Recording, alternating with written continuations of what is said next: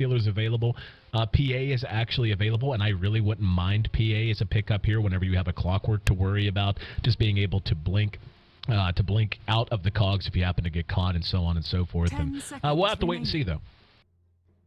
Yeah, right now Alliance have set themselves up so that they've got some good potential. Like, what I love about the Invoker pickup so early now, like formerly when you used to see it, it was always like, oh yeah, Exort build. We know exactly what kind of Invoker it's going to be. But now that Quas Wex has seen a rise with the recent buffs to the EMP and everything else, that it allows you to actually be able to use the Quas Wex Invoker very, very effectively. In fact, it's really been the flavor of the month.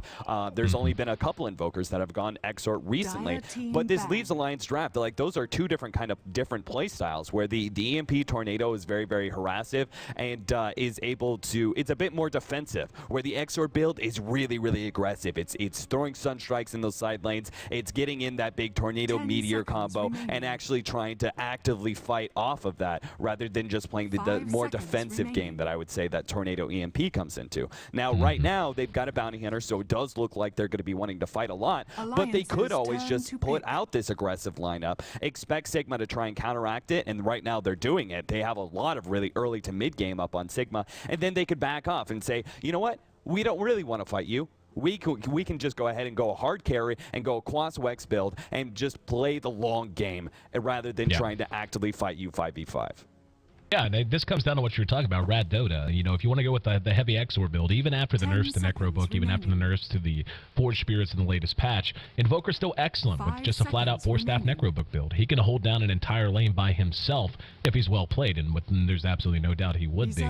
The carry pickup here, though, this is where things get interesting. They could, you know, whenever you talk about this isn't really a lineup that wants to push as 5, so a Pugna pick, which is something you've seen them pull out of their pocket once in a while, you know, farm him on a Pugna. The Bristleback is still available, though, and Bristleback, a hero that we've seen load a farm more than a few times and have some success on. You know, it's not necessarily what you always want with the Bounty Hunter. Usually you want a little bit more burst. You're going to have a bit of that in terms of Windranger's Power Shot and Exo build, Invoker's Sunstrike, and of course Bounty Hunter's innate burst. But, yeah, this is kind of a tone setter pick. Right now they have a variety of options to them. I actually really think I like a PA pick a lot here. Just because, yeah, you have to worry about Bad Rider, but she's a hero who's going to be pretty mobile, and so long as she's in the proper position, she can hang around the back of a lineup and not be a very appetizing target for lasso, or you know, just pick an axe, that's fine. We can do that too. Never mind. I don't know why I tried to. I don't know what this game is. I don't know. You try, and you have studied hours of Dota, you watch so much Dota, and you try and think of what the draft could be, and then all of a sudden, I don't know, man, it's just, it feels like you want to give up when a team does something like that. When you try and go ahead, this could be your options, all of a sudden, just way out from left field, they're like, no, go ahead and pick up an axe. See what you say about that one. Yeah, why not? Especially since Sigma still don't, like, I can understand maybe the last pick axe and going, okay, they don't have a hard carry. They just have early to mid game. Let's really fight them with the axe pickup. Like, Alliance still don't know exactly what kind of draft is going to be from Sigma. It's still pretty open. And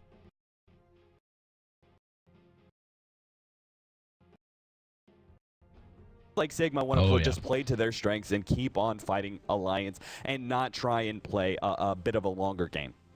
Wow, that's actually, unless they switch this up, Loda's actually going to be on the Windranger, and Ake at the moment has selected the axe. And then, you know, you can't read so much into that with the initial pickups because very often players swap and so on and so forth. But, you know, when you talk about axe, I mean, you know, he had a surprise pick, but let's look at what he can do. We've seen Alliance, if you go all the way back to G League, that I casted that, geez, I guess it was the tail end of 2012, I guess, when I was casting G League. They actually ran some axe lineups that just flat out said, nope, we're going to take every tower you have by, like, I don't know, 2 minutes into the game. At least it felt that way. They were just able to get behind towers, melt creep waves, and put on a ton of aggression. But even beyond that, talking about how annoying Axe can be in lane. Yes, Battle Hunger is an absolute terror to have to try and cope with no matter where he's running from. And of course, he is a jungler, so it will be Ake sticking on him. And we'll see if Ake does want to spend the... Yep, he's already put his first point in a counter Helix, so most likely looking to take that hero into the jungle. But he does work very well with the Bounty Hunter as well, whenever you're talking about Culling Blade and how quickly that can notch you some very, very easy track kills, so long as you have a good eye for the damage threshold. I mean, there is some synergy here. A little bit of a curveball lineup, but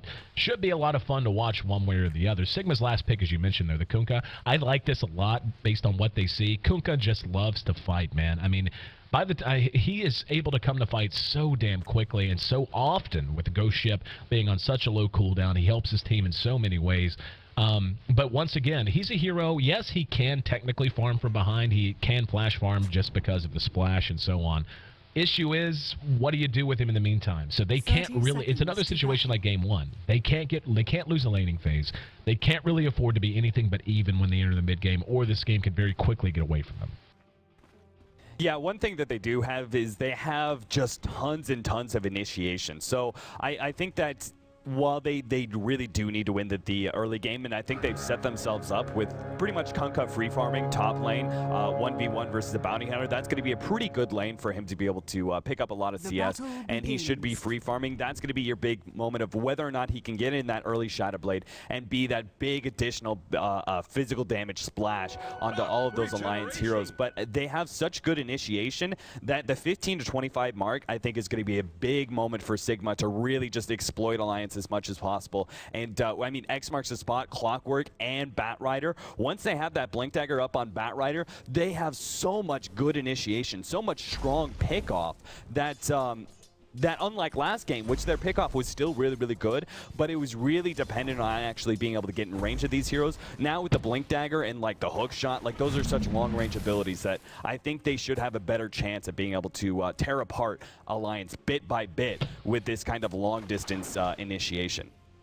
Yeah, no, you're exactly right. Whenever it comes to initiation advantage, Sigma has it in spades, and that's all the more reason for them to want to keep it. So long as they can just make sure they're even, they should, in theory, on paper, have an advantage. If they go into the mid game having broken even in terms of map control, in terms of gold gain and level gain, then they're going to be able to be the pace setters. And you know, the issue with that again is though initiating into a team that's a little over leveled, and when that's your biggest strength, that can be as much a curse as it is a blessing. So we can already see Bucking, Mad, and Pos beginning to roam around a little bit, just trying to slow down Ake. Ake is going to work with the axe in the jungle, so he'll take a little bit of time to get up and running. They tried to smoke gank this bottom lane just to secure a little bit of an advantage, but, you know, this is where it's hard decisions for them. You know, they can't just mill around the jungle and get nothing accomplished, but they can't just sit and soak experience from a Clockwork that very desperately needs it either. So the way that they spend their early time, especially with Bucking Mad on the Crystal Maiden, who can dip into the jungle if she sees an opportunity, they just need to be more efficient than they were in Game 1, and we use that word a lot in Game 1 because they just flat out were not as efficient, and in the end, it cost them the game in very short order.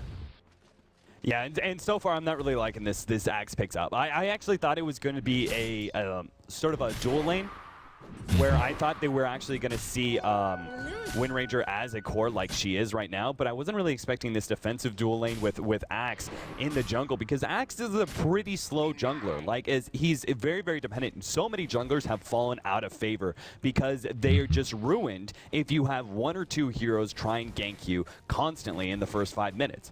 Like, it's already slow enough. That's why Chen and Enchantress are pretty much your only junglers that you really see so far. But EGM... Oh, if only maybe if Bucking Mad had actually caught him out from behind, they might have been able to pick him off. But he's right now trying to do what he can to pull and keep up a little bit of golden experience advantage, since they are a dual lane. If this lane goes a little bit longer and they don't die or anything like that, they actually will be able to survive and potentially even pick up a kill in this lane. It's just this tri lane coming out from Sigma is not all that aggressive, because Clockwork just doesn't add that much to a tri lane like this. It doesn't give you a whole lot of kill potential. He has a lot of survivability and great initiation once he has his ultimate, but in a tri-lane scenario, it's going to be pretty easy for them with two range heroes to stay away from Clockwork.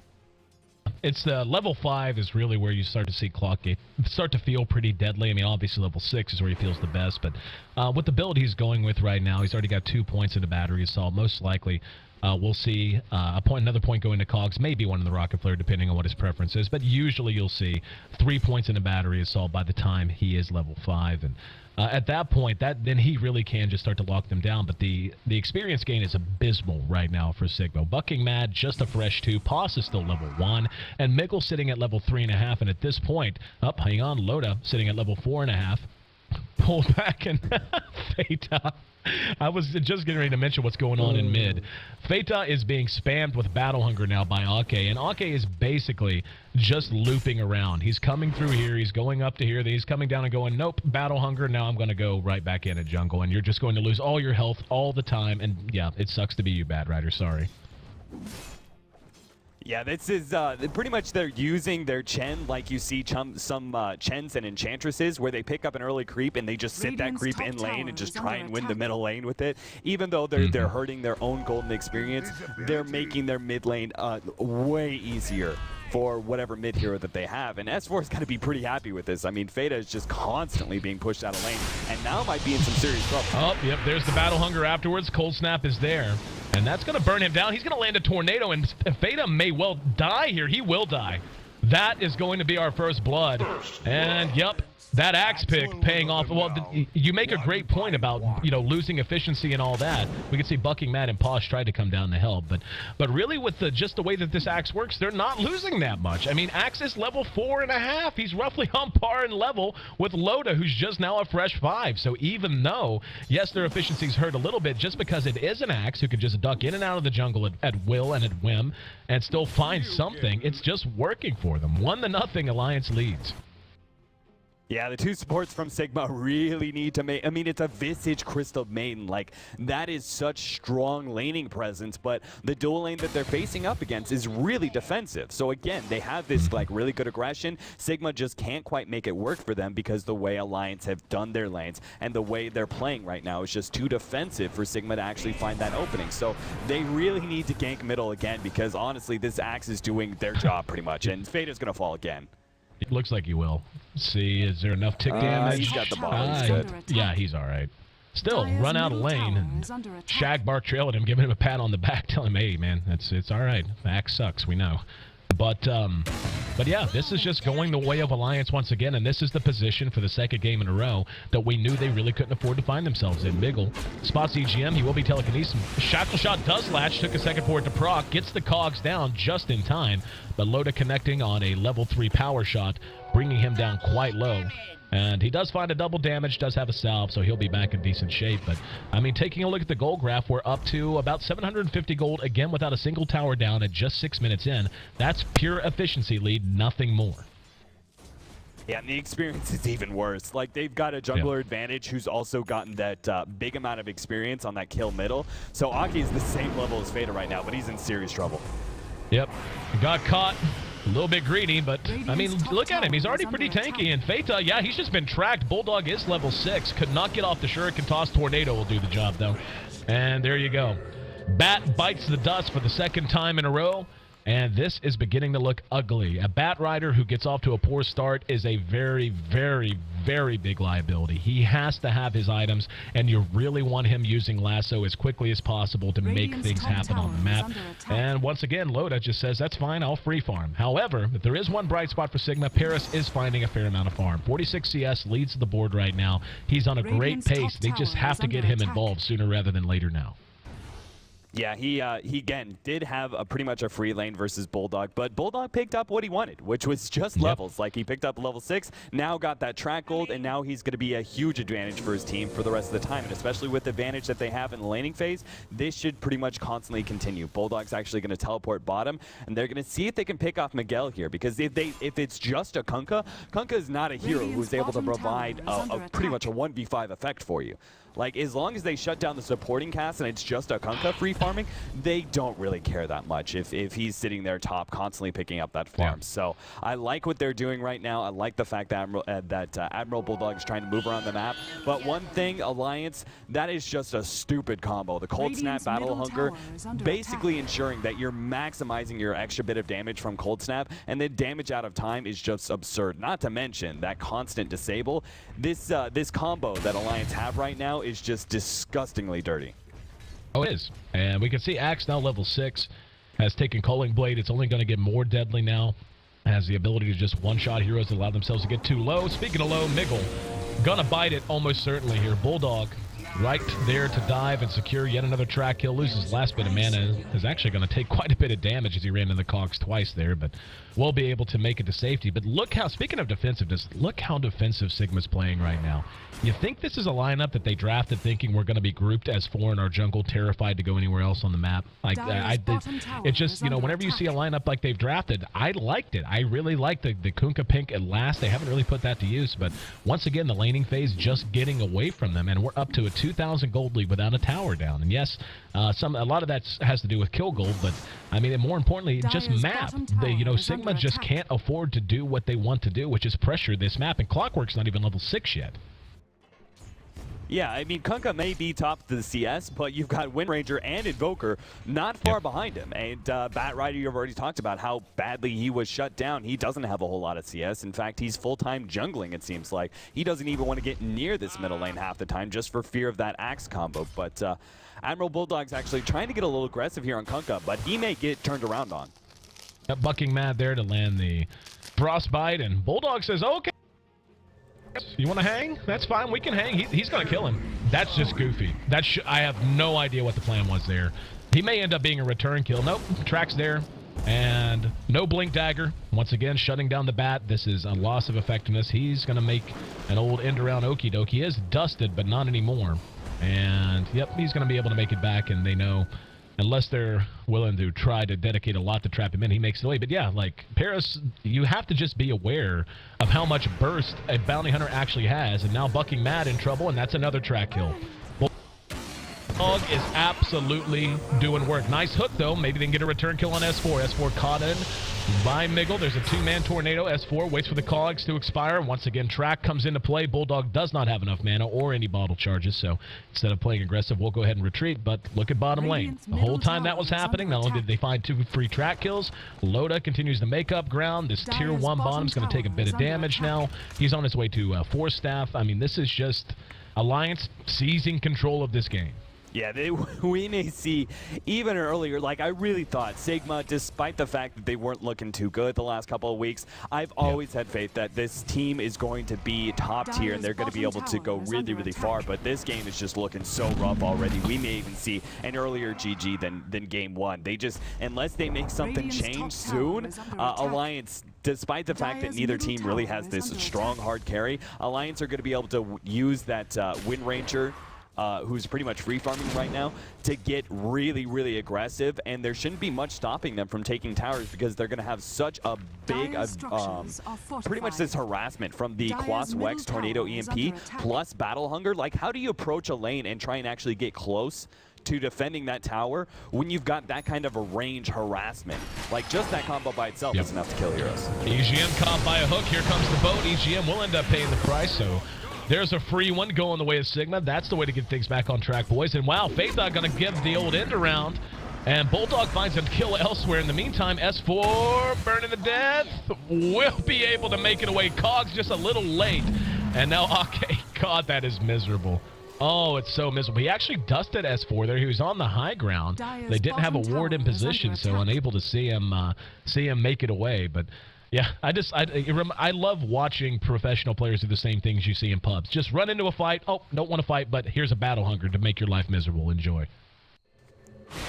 Yeah, this Axe is doing way more work than I would have given him credit for. And I think the biggest part was them being able to secure that early kill, because then once you have level 5 Battle Hunger, also the fact that Ake really, really early on did a really good job jungling pretty defensively, and specifically staying in this hard camp right here. He stayed away from the rest of the Sigma because he knew that they had a really good dual roaming support combo that could easily kill heroes by themselves. Despite the fact that Axe is pretty tanky, he still could have easily gone down to that double slow combo. So he stayed pretty defensive, just picked up level 2, picked up level 3, and then once they got that kill on middle, it was pretty much all over, because then Axe is level 5, and Battle Hunger really starts to hurt at that point in time.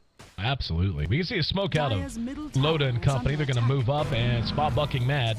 Bucking Mad, yep, never had a chance. Oh, hang on. Flame Break a little off the mark. Don't know that it would have saved him anyway because Bulldog was there with track, but still, these track kills, that's got to be, what, 4 or 5 now for Bulldog? Basically, every kill he's been a part of has been a track kill, and Yeah, he plays at least one other hero very, very well outside of the Lone Druid and the Nature's Prophet. And, you know, it's people forget that. Like, I can remember when Bulldog first came up, he actually played as much Bounty Hunter as he did those heroes. He kind of got so damn good at the other two that they became his mainstays. But still, just a phenomenal player. And Poss could be in trouble. He is going to duck into the woods, but still.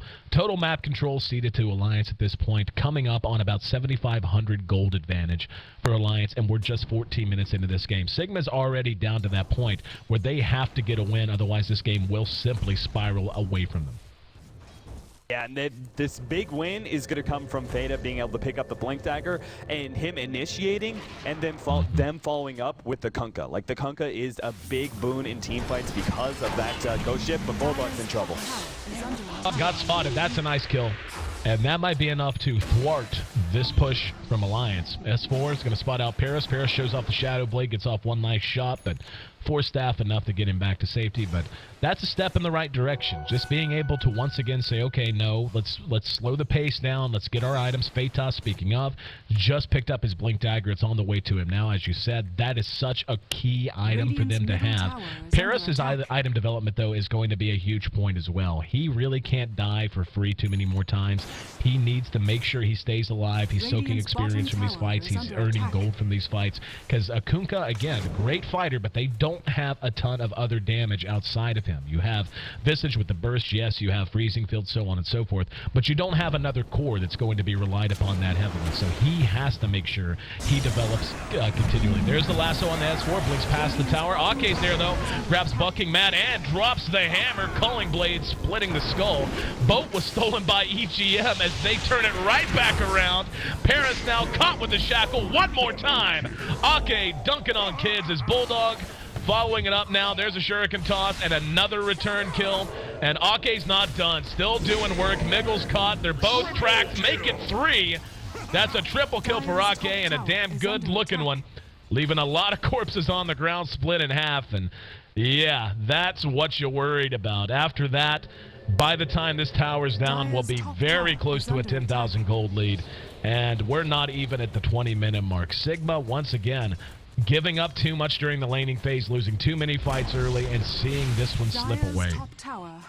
Yeah, this is just something that Alliance, could you have a here, like when the support, when the jungler picks up a Blink Dagger at the same time as your mid, and there is no, there's no difference in items either. It's not like Feta has like some other big item you could talk about. He is Brown Boots still. You know, when that happens, you're in serious trouble. And Ake's just shutting down Feta left and right, once again going for him. Tornado. Hey, Dagon. I actually really love Dagon on Bounty Hunter. Like, whenever you get a little bit ahead with Bounty, it's not like a core item. Certainly wouldn't recommend it for general build. But whenever you're a little bit ahead and you know you can just look to close a game out soon, hang on, Miko might be able to bring down Ake. And will, so a little bit of a morale booster there, if nothing else, getting rid of that damned red son of a gun. But yeah, Dagon on Bounty Hunter, I think it's a little bit of an underrated build. I really like what it lets you do if you're sufficiently far ahead that it's not a big deal for you to pick it up. You're not like depriving your team of some other item that they really need, say if you're going a Blad's build or maybe a BKB because you're just being locked down too much. But it just lets you be a one-man killing machine, or just makes you more effective in team fights, gives you even more ways to contribute damage to key targets. So Bulldog going to be looking to make some folks pay. Yeah, and it synergizes really, really well with the axe. Like, just being able to put that hero low enough for you to actually be able to dunk on them with the Culling Blade, and that boon into the team fight. Then being able to have that extra movement speed with that and track is huge. But Mad, he's going to get picked off once again. Yep, EGM hero is safe. Brought down, and S4 going to have to make his way away.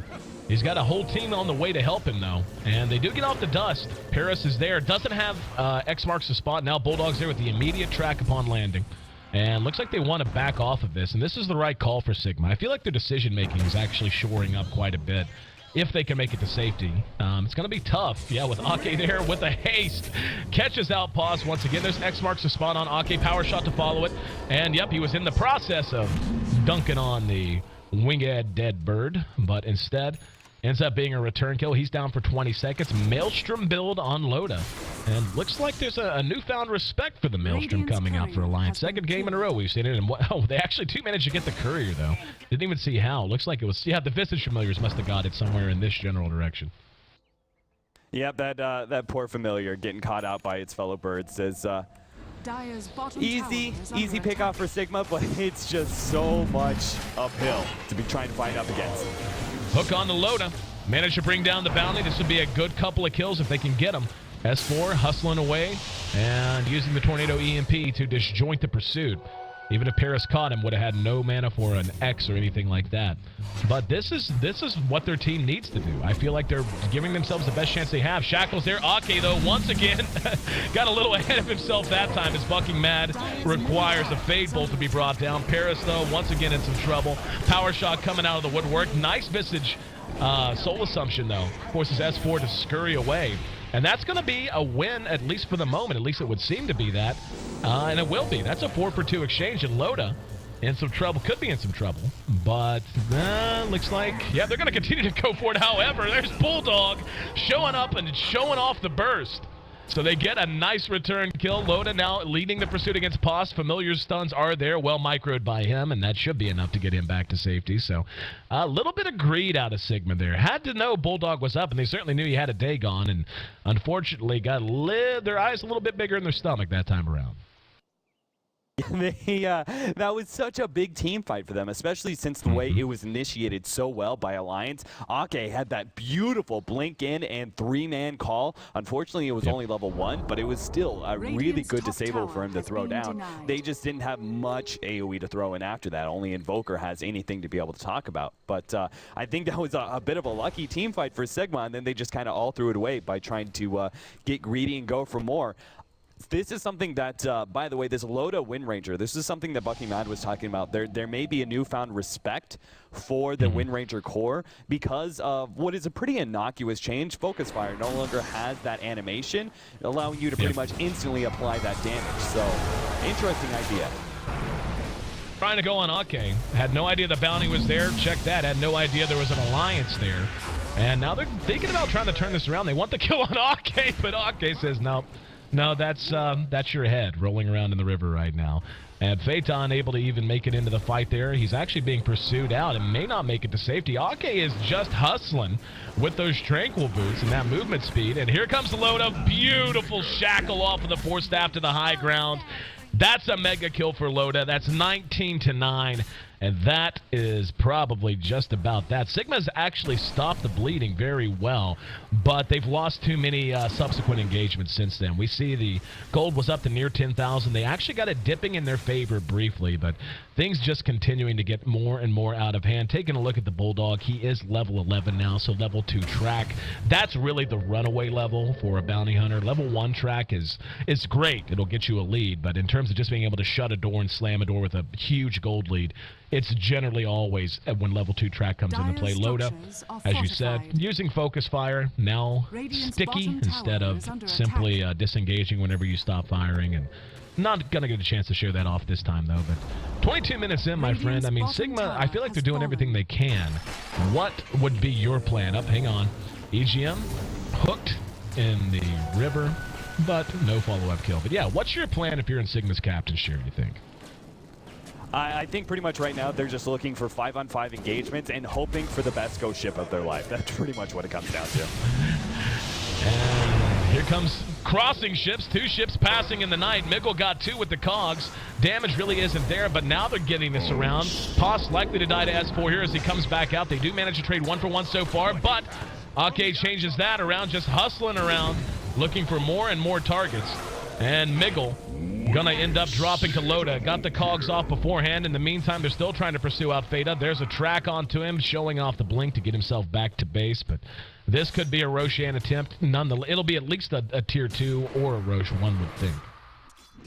Yeah, I don't think they quite, like, despite the way that Alliance are just, like, kind of building on this big gold advantage that they have, they don't really have a whole lot of physical damage, and nice deny there by Pos using the familiars, but they honestly don't have a whole lot of physical damage, especially since their other core right now is the Invoker, who went for a Quas Wex build, so you don't actually have the big damage dealing Forge Spirits, the minus armor, plus the extra damage from Exort. So it's just Loda right now, and he's opting for a Maelstrom like that. Doesn't really give you the kill potential versus Roshan. So they instead just take the tier 2 back up, and they do need to, Alliance, despite the fact that they are very, very far ahead, they do kind of need to start taking down some of these tier 2s, at least the tier 2s, and start controlling the map away from Sigma a little bit more, because you could see how, especially with the Kunkka like this, once he picks up that Crystallis, it only takes one really bad mistake for Sigma to have that option to be able to come back into this game. Normally you wouldn't say that because Kunkka is not the hardest carry in the world, but neither team has a very hard carry on either side. So Kunkka can surely just be able to, if they get the right team fight, can easily just use that AoE of Torrent and Ghost Ship and that big splash hit to be able to take down most of Alliance's health, and then from there it's simple follow-up, and they can really start snowballing against Sigma soon. Gonna be lassoed out. That's a good catch, and they're gonna be able to blow him up in a hurry. They needed that, and they're going to give Bulldog as well at the cogs. However, the burst is there on both sides. Miguel ends up getting one and able to force that himself to safety. However, here comes the return, and Ake just continuing to be such a force on the map for Alliance. Just able to disjoint this. Here's S4 off the buyback. And yeah, it's a worthy buyback. That's going to be a dead pause for sure. Loda actually takes that from him with the Maelstrom Lightning. Shackle not going to latch. Ake will be able to grab him, though. And that was probably the high watermark we've seen out of Sigma. That's the best, by far the best lasso we saw. But in the end, I mean, when you start making these moves and you're already this far behind, it's just so hard to accomplish much of anything. I mean, when you look at the net worth, the top 4 on the board right now all belong to Alliance. Yeah, it's pretty rough for Sigma right now, and I don't think they're going to be able to find a comeback. That really was just, sure, they got the pick off on the most important hero. The problem was the most important hero also had a buyback and had his tier 1 tower right there for the fight and hit the most beautiful tornado EMP on his way back in. So, once you hit that tornado EMP, it's just all over. This lineup from Sigma has very much a just one-hit shot. Basically where they throw their big combo, they try and kill a couple of heroes if they can, but any sort of lengthier team fights are not really going to be going their way, as you're just relying so heavily on that splash damage from Tidebringer. But then you, on the other side, Loda looking really, really good with his amount of damage with the Maelstrom. He actually went for a Lincoln Sphere, which isn't quite what I was expecting. I mean, being able to stop a lot of this initiation from Sigma, I suppose, is important. But as you can see, S4 has been the bigger target for Sigma. They really need to be able to take down that Tornado EMP because it's so good at being able to disengage and upset good initiations from Sigma. X marks the spot. EGM actually managed to steal it and X'd himself. Now we're going to have a hook to the side. Did see if it hit someone or if it was into the back of someone. Oh, caught out in mid, though. Pos blown up by Bulldog. Bucking Mad has to make a run for it. Ake manages to grab Paris, and once they grab Paris, like that beautiful freezing field from Bucking Mad, though, that's enough to at least slow down their advance. In the end, though, that gold and level experience showing itself, and this is how it usually feels. Even when big plays are made, it just feels like you're not getting any damage or any real follow through out of them, and that's exactly what that was. GG's called 30-13. This series collectively took less than an hour, and Alliance in their debut coming back after a much-needed vacation, looking pretty damn good and snatching a win here in their debut of the D2CL. Yeah, like you said, they just look so damn good right now. They never really made any big mistakes, at all. I was looking back, I was trying to think back into this series, and there was nothing that Alliance did that was really, in my mind, an error. They just played beautifully because they identified in game 1, they just identified what they need to do, which is play really passively, and they got caught out once or twice. But once or twice against such a heavy ganking lineup like Sigma's, especially the Beastmaster being able to have a Blink Dagger, somebody's going to get picked off every once in a while. But for the most part, Alliance made sure they kept that to the minimum, and they played it really, really well.